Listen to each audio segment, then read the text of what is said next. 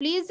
तो हम आप सबका साथ लेते हुए और सभी अपराजिताओं का भी साथ लेते हुए जोरदार तालियों के बीच में और हु हल्ले के साथ में वार्म वेलकम के साथ में आदरणीय सुरेंद्र वत्स जी को इनवाइट करेंगे आपकी सबकी जोरदार तालियों के बीच में। Welcome sir, welcome welcome sir, welcome welcome most welcome. हमारे मायके में आपका स्वागत है गुरुदेव। जी जी जी, सभी का बहुत बहुत धन्यवाद। आपका उत्साह देखने ही बनता है। Thank you so much. और मैं बहुत प्रभावित हूँ 1 PM जय RCM की जिस कंसिस्टेंसी के साथ में आप सब काम कर रहे हैं, और एक नई मिसाल आपने कायम की है। ये अद्भुत है अपने आप में। और मुझे नहीं लगता कि पूरी डायरेक्ट सेलिंग इंडस्ट्री में किसी कंपनी में महिलाओं की इतनी सशक्त टीम है जो लगातार दूसरी महिलाओं को ये एहसास करा रही है कि उनके अंदर में कितनी पावर है और उनके क्षमताओं को बाहर लाने का प्रयास कर रही है। इसके लिए आप सभी का बहुत बहुत धन्यवाद, और आदरणीय BC सर को प्रणाम कि उनके विजन की वजह से ये संभव हो पाया। सो बहुत बहुत धन्यवाद। एक खास सूचना मेरे पास में है, बहुत उत्साहजनक सूचना है, वो मैं आपके साथ में शेयर करना चाहता हूँ। वो सूचना कल कोर और राइजिंग कोर की टीम में साझा की थी। सौरभ छाबड़ा सर थे और मैं था। और उसके बाद BC सर ने बोला कि ये सूचना चूंकि महिलाओं से संबंधित है तो ये सीधे महिलाओं के पास में ही डायरेक्ट जानी चाहिए। तो BC सर के आदेश के अनुसार मैं आपके बीच में उपस्थित हुआ हूँ। अभी ये सुन के बहुत अच्छा लग रहा था कि बहुत सारे साथी इस महीने में जो हमारा फोकस है कि ज़्यादा से ज़्यादा लोगों को हमने अभियान में शामिल करना है, उस लक्ष्य के ऊपर, उस मिशन के ऊपर में लगे हुए हैं और लिस्ट बना के बहुत तेजी के साथ में काम कर रहे हैं। और कुछ साथियों ने बताया भी किस प्रकार से वो फील्ड में हैं, अभी भी काम कर रहे हैं। देखिए, जितना तेजी से ये अभियान बढ़ेगा उतनी तेजी के साथ में हम देश की इकोनॉमी को अच्छा करने में हेल्प करेंगे और बहुत तरीके से देश के विकास में हम लोग सहयोग कर सकते हैं।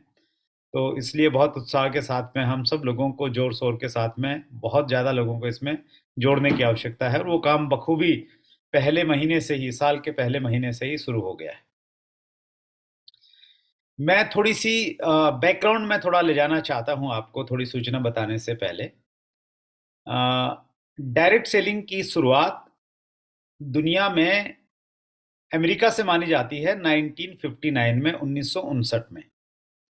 वहाँ पहली बार किसी के दिमाग में ये आइडिया आया था कि जो पैसा हम विज्ञापन पे खर्च करते हैं और मिडिल मैन में खर्च करते हैं, उस पैसे को अगर हम बचा के सीधे ग्राहकों तक हम सामान लेके जाएं और उस पैसे को बचा के ग्राहकों में ही बांट दें, तो ये एक नया तरीका हो सकता है मार्केटिंग का। तो ये पहली बार 1959 में विचार आया। उससे पहले भी कुछ काम चल रहा था, लेकिन सीरियसली 1959 से स्टार्ट हुआ और अमेरिका में डायरेक्ट सेलिंग की शुरुआत हुई। और जैसे हम सब लोग जानते हैं कि जब हम लोग फसल बोते हैं तो फसल के साथ में खरपतवार अपने आप पैदा हो जाती है, घास फूस अपने आप उगने लग जाता है, उसको कोई उगाता नहीं है। तो जब डायरेक्ट सेलिंग वहाँ पे शुरू हुआ, उसके साथ में कुछ सालों के बाद में अमेरिका में कुछ मनी सर्कुलेशन की कंपनियां भी शुरू हो गई जो लोगों को चीट करती थी, पैसा लेके गायब हो जाती थी। और उसके बाद में 1974 में डायरेक्ट सेलिंग के ऊपर में वहाँ का जो फेडरल ट्रेड कमीशन है, FTC बोलते हैं, उसने काफ़ी काम किया और ये देखा कि डायरेक्ट सेलिंग का क्या बिजनेस मॉडल है, कैसे इस पे काम होना चाहिए। और फिर उन्होंने 1976 में, 1976 में डायरेक्ट सेलिंग को एक लीगल बिजनेस माना अमेरिका में कि ये लीगल बिजनेस है, इसको अमेरिका में किया जा सकता है। उसके बाद में ये दूसरे देशों में फैला और हमारे देश में 1990 के बाद में डायरेक्ट सेलिंग की शुरुआत हुई। जब हमारे देश में डायरेक्ट सेलिंग की शुरुआत हुई तो जो विदेशी कंपनियां हमारे यहाँ पे प्रोडक्ट लेके आई, उनके प्रोडक्ट बहुत महंगे थे और इतने ज़्यादा महंगे थे कि एक आम आदमी उसको खरीदने की सोच भी नहीं सकता था, इतने महंगा सामान आता था। तो डायरेक्ट सेलिंग का कॉन्सेप्ट तो लोगों को पसंद आया जब ये हमारे देश में आया कि मिडल मैन और एडवर्टाइजमेंट का पैसा आम आदमी में बटेगा। लेकिन जब उन्होंने प्रोडक्ट्स को देखा, उत्पादों को देखा, तो उनको लगा कि ये हमारे मतलब का नहीं है, हम नहीं इसको खरीद सकते हैं। तो हमारे देश में एक धारणा बनी कि डायरेक्ट सेलिंग का जो काम है और इसका जो सामान है, ये अमीर लोगों के लिए है, अमीर लोगों के लिए इसको बनाया गया है। तो ऐसा एक धारणा हमारे देश में पैदा हुई, और उसी धारणा को तोड़ने के लिए भगवान के भेजे हुए एक दूत आदरणीय टीसी छावड़ा जी ने आरसीएम के नाम से एक नई परंपरा की शुरुआत की और लोगों को डायरेक्ट सेलिंग की सही परिभाषा समझाई कि डायरेक्ट सेलिंग का मतलब है कि मार्केट के कंपेरेटिव रेट या मार्केट से कम रेट में प्रोडक्ट उपलब्ध करवाना और उस प्रोडक्ट पे बाद में पैसा भी डिस्ट्रीब्यूट करना। तो 2000 में आरसीएम की शुरुआत हुई और धीरे धीरे हमारे देश में डायरेक्ट सेलिंग बढ़ने लग गई। हमारे देश में भी वैसी ही स्थिति हुई जैसे अमेरिका में हुई थी। बहुत सारी मनी सर्कुलेशन की कंपनियां आना स्टार्ट हुई और उसके बाद में हमारे देश में कुछ ज़्यादा ही गड़बड़ चीज़ें हुई, क्योंकि हिंदुस्तानी लोग किसी चीज़ के पीछे लगते हैं तो वो हाथ धो के नहीं, वो नहा धो के पीछे लग जाते हैं। तो हमारे यहाँ पे बहुत सारी मनी सर्कुलेशन की कंपनियां, स्कीमें लगातार आती रही और उसकी वजह से 2011-12 में एक ऐसा दौर था डायरेक्ट सेलिंग को लेके, जब अच्छी बुरी सब कंपनियों को सरकार बंद करने लग गई। और जो पुराने साथी हमारे बीच में हैं उनको ये मालूम होगा कि 2011-12 में आरसीएम को भी कुछ समय के लिए बंद होना पड़ा। और जिस प्रकार से सोना अग्नि में तप के कुंदन बन जाता है और उसकी वैल्यू और ज़्यादा बढ़ जाती है, तो उसी प्रकार से हमारे साथ में भी हुआ।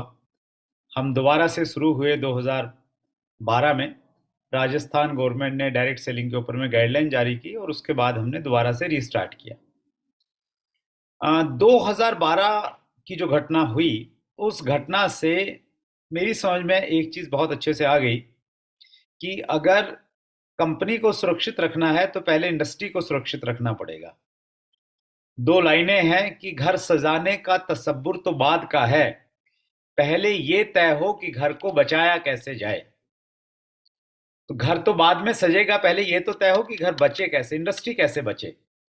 तो उस सोच की वजह से मुझे डायरेक्ट सेलिंग इंडस्ट्री के साथ में जुड़ने का मौका मिला उस घटना के बाद में, और मैं बहुत क्लोजली 2013 से डायरेक्ट सेलिंग एसोसिएशंस के साथ जुड़ गया और एक संस्था बनी थी 2013 में, DSDWA, direct selling distributors welfare association.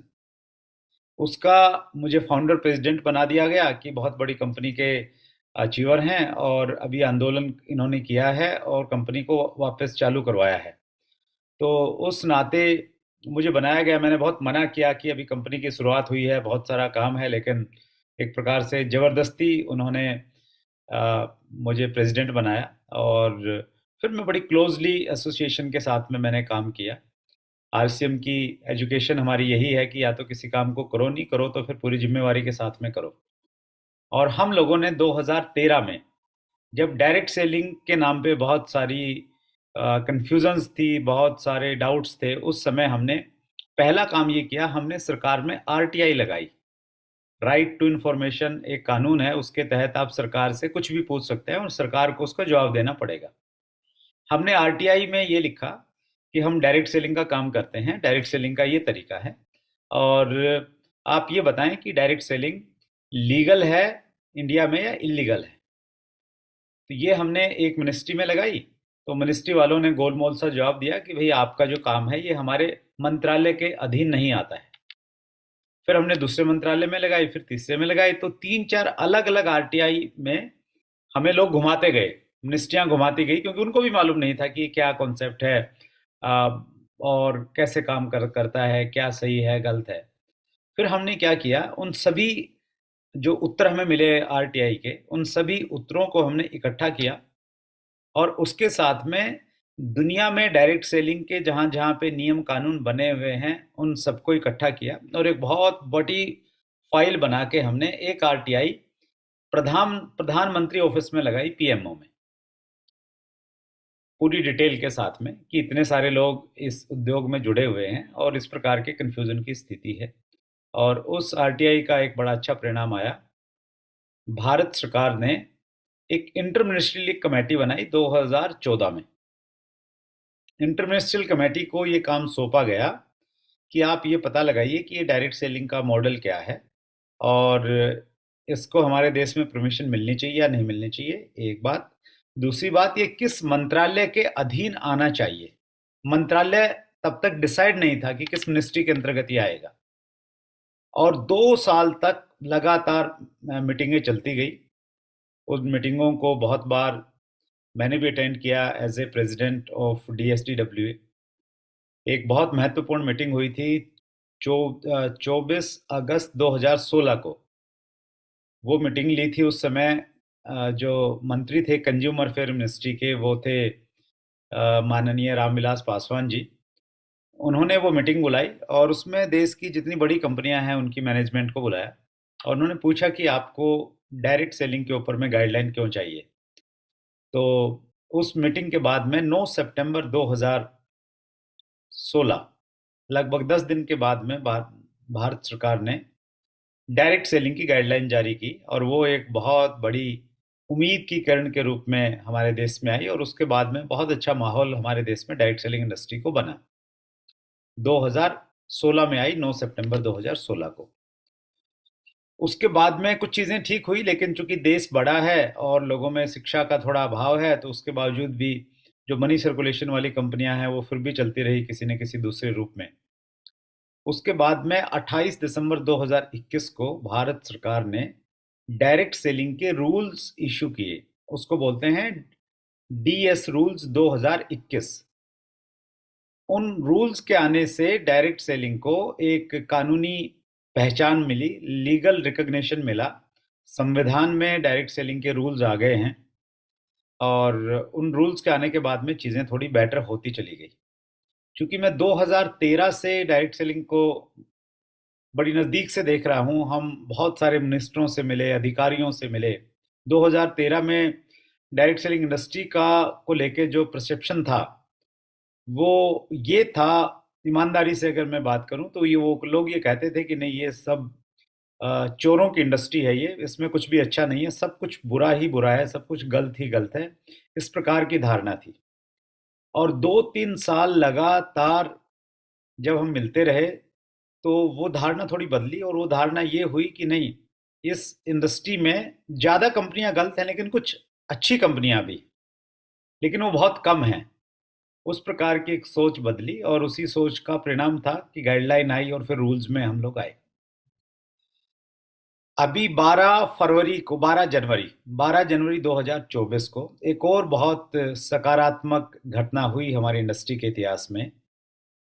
Delhi के कॉन्स्टिट्यूशन क्लब में, संविधान भवन भी उसको बोलते हैं, उसमें एक प्रोग्राम रखा गया। उस प्रोग्राम का नाम था डायरेक्ट सेलिंग एम्पावरिंग एंटरप्रेन्योर्स और उस प्रोग्राम में लगभग 200 लोगों ने पार्टिसिपेट किया। अच्छी बात उसमें ये रही कि उसमें 60% वुमेन्स थी, 40% मैन थे। उस प्रोग्राम में पहली बार भारत सरकार में कंज्यूमर अफेयर मिनिस्ट्री में जो अभी मौजूदा सेक्रेटरी हैं, सचिव हैं, रोहित कुमार सिंह जी, वो उसमें शिरकत की। उन्होंने, वो मुख्य अतिथि थे उस प्रोग्राम के। जो बड़े ऑफिसर होते हैं उनके पास में बहुत सारी जिम्मेवारियां होती हैं और स्पेशली जो कंज्यूमर अफेयर मिनिस्ट्री है, इस मिनिस्ट्री के तहत हमारी रोज़मर्रा की जितनी भी चीज़ें हैं वो सारी, उनकी रेट को कंट्रोल करना, वो सारा उनके मंत्रालय के अधीन में आता है। और हमें मालूम है कि हमारे देश में अगर प्याज के रेट बढ़ जाएं तो सरकार पलट जाती है। आलू अगर लोगों को महंगा मिले या टमाटर महंगा मिले तो सरकार से लोग नाराज हो जाते हैं। तो ये सारा का सारा काम कंज्यूमर अफेयर मिनिस्ट्री के तहत आता है, तो इसलिए वो बहुत बिजी रहते हैं।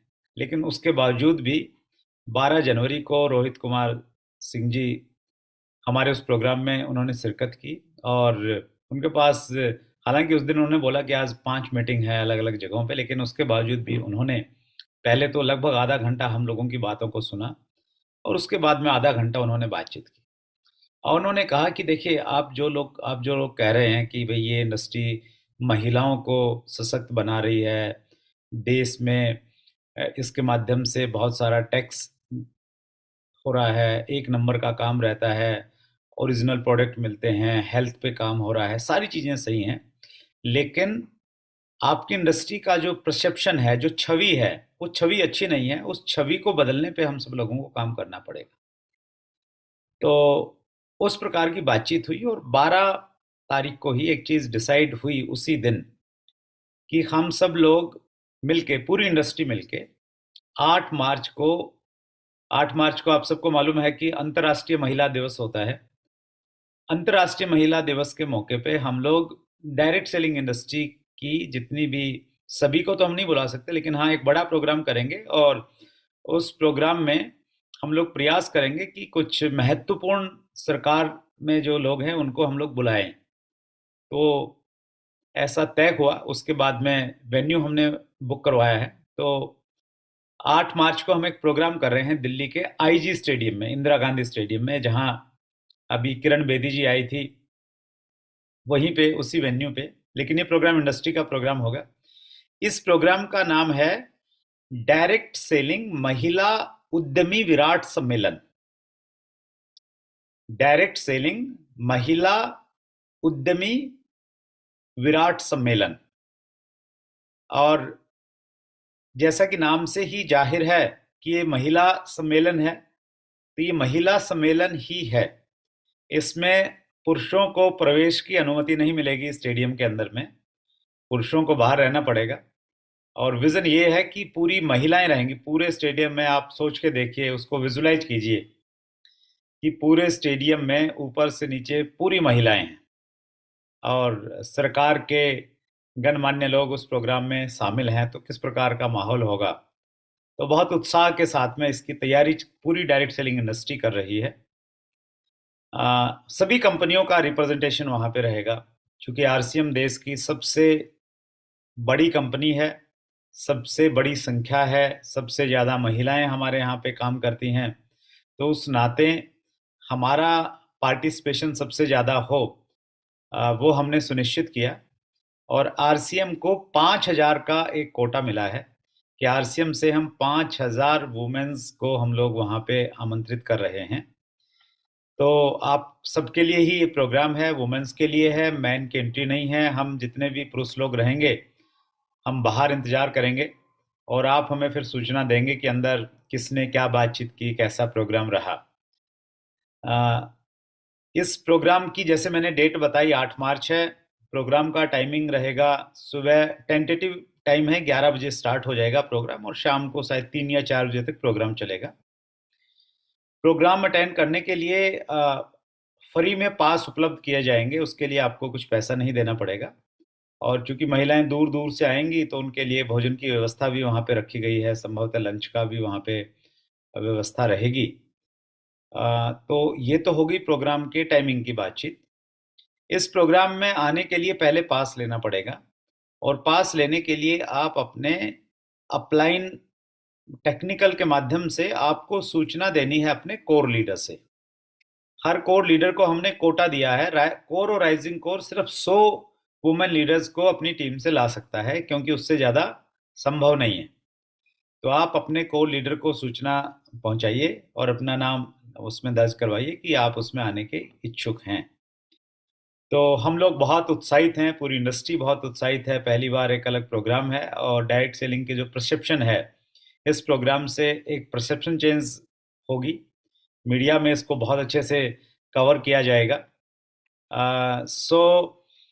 समय हमारे पास में बहुत ज़्यादा नहीं है। जो दूर से आएंगे उनको थोड़ा प्लानिंग करनी पड़ेगी, पहले से रिजर्वेशन वगैरह का प्लान करना पड़ेगा। तो अगर आप रिजर्वेशन प्लान कर रहे हैं तो आप ऐसा प्लान कर सकते हैं कि 8 तारीख को सुबह आप 8-9 बजे तक पहुंच जाइए दिल्ली में, और रात को आप 6 बजे के बाद का आप टिकट आप वापसी का भी बनवा सकते हैं। तो चूंकि कुछ सरकारी ऑफिसर्स उसमें इनवाइटेड रहेंगे, कौन कौन रहेंगे वो अभी बताना ठीक नहीं रहेगा, क्योंकि 22 तारीख को अयोध्या में राम मंदिर का शुभारंभ हो रहा है, उद्घाटन है, तो सभी लोग उसमें व्यस्त हैं। उसके बाद में वो प्रक्रिया स्टार्ट होगी। तो आप उसकी तैयारी कीजिए। शायद आपने ये 1 PM JRCM शुरू किया तो इसलिए ऊपर वाले ने कुछ ऐसी परिस्थितियां बनाई कि आपकी इस कमिटमेंट को देखिए, प्रकृति तो काम करती है अपना, अगर हम करते हैं तो शायद आपकी इसी 1 PM का परिणाम है कि देश में पहली बार डायरेक्ट सेलिंग महिला उद्यमी विराट सम्मेलन का आयोजन किया जा रहा है।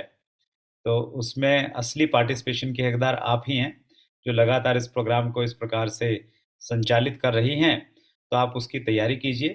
और बीसी सर ने मुझे बताया कि 2 बजे से एक प्रोग्राम रहता है जिसमें जूनियर टीम रहती है, तो उसको भी कल्याणी जी आप या सरोजनी मैडम आप एक बार सूचना दीजिएगा इसी प्रकार से। लेकिन ये जानकारी, आपके आने की जो जानकारी है, ये आपने अपने कोर लीडर को ही देनी है। उसी के माध्यम से आपने संख्या नोट करवानी है, और कहीं नोट आप नहीं करवाएंगे। और उसमें भी समय आज रात 10 बजे तक का ही निर्धारित किया गया है। सब कोर लीडर आप अपनी टीमों से कम्युनिकेट कर रहे होंगे, तो आप 10 बजे से पहले उनको सूचित कर दीजिएगा। सो मुझे समय देने के लिए आप सबका बहुत बहुत धन्यवाद। आप बहुत अच्छा काम कर रहे हैं और हम सबको आप सब पे बहुत गर्व है। Thank you so much. Thank you sir, बहुत बहुत धन्यवाद। वाकई